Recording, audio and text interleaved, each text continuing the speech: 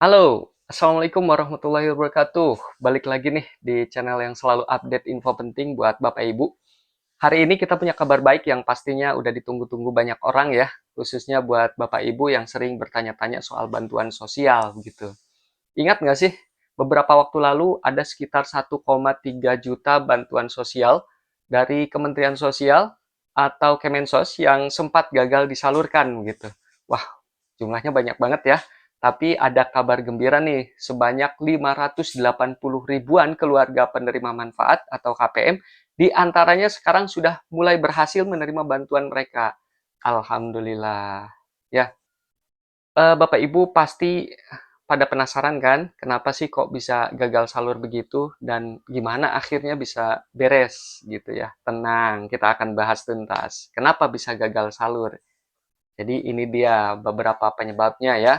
Terdapat beberapa penyebab ya menurut Kementerian Sosial ya. Jadi ada beberapa hal yang menjadi biang keladinya lah ya, biang gerok begitu ya. Yuk kita lihat daftarnya.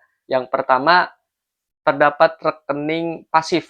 Jadi apa itu rekening pasif? Nah, sebuah rekening bank bisa menjadi pasif kalau dalam jangka waktu tertentu, misalnya 6 bulan sampai 1 tahun, itu tidak ada aktivitas transaksi sama sekali. Baik itu menarik uang atau transfer dan lain sebagainya. Ya, nah kalau rekening sudah pasif, bank akan membekukan sementara rekening tersebut. Jadi meskipun ada uang bantuan masuk ya, dana itu tidak bisa ditarik sampai rekeningnya diaktifkan kembali. Nah, permasalahan yang kedua adalah rekeningnya nggak ditemukan. Ini bisa terjadi karena beberapa alasan. Misalkan bisa jadi data nomor rekening yang dimasukkan ke sistem Kemensos itu salah ketik. Ada satu atau dua angka yang keliru.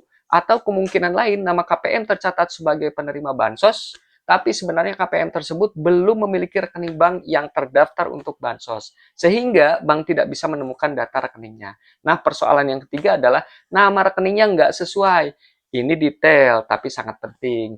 Sistem perbankan itu kan sangat ketat ya dalam memverifikasi data. Jadi kalau nama yang terdaftar di rekening bank berbeda sedikit saja dengan nama yang terdaftar di data Kemensos, misalnya ada singkatan gelar seperti haji atau hajah, atau nama belakang yang tidak tercantum lengkap, maka pencairan dana bisa ditolak.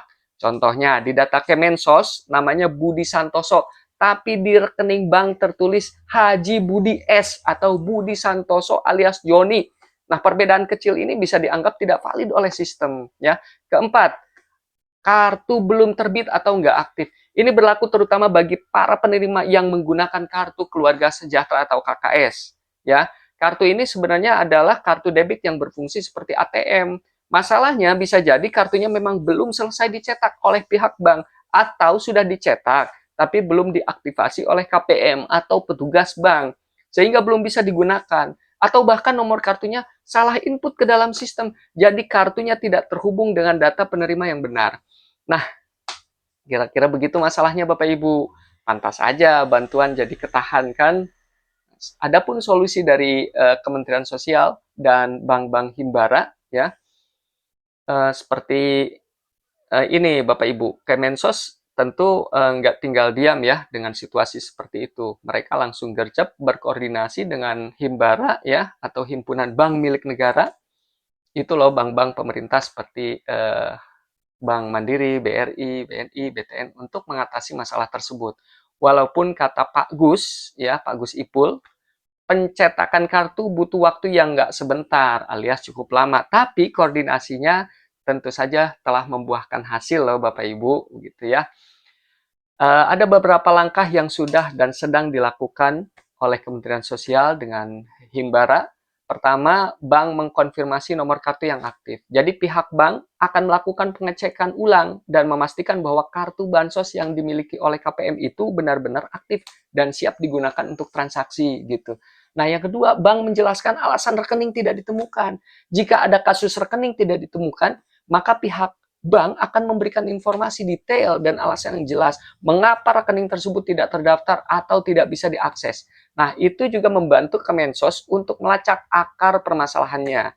Nah, Selanjutnya, nama yang berbeda itu disesuaikan sesuai petunjuk teknis Bansos. Nah, untuk kasus perbedaan nama, Kemensos dan bank akan bekerja sama untuk mencocokkan dan menyelaraskan data penerima sesuai dengan petunjuk teknis penyaluran Bansos yang sudah ditetapkan.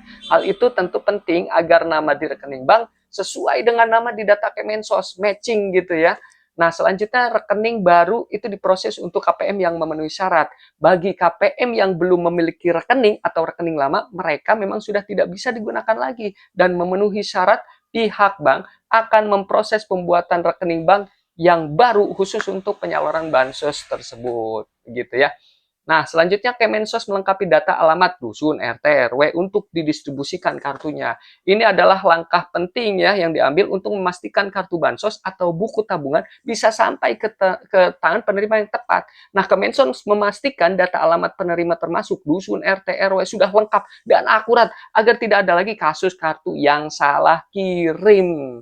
Nah, itu dia Bapak Ibu usaha keras dari Kementerian Sosial dan Himbara untuk memastikan bantuan tersebut sampai ke tangan yang berhak. Semoga dengan langkah-langkah tadi, persoalan gagal salur bisa segera tuntas 100% ya Bapak Ibu. Begitu semoga, amin ya robbal alamin.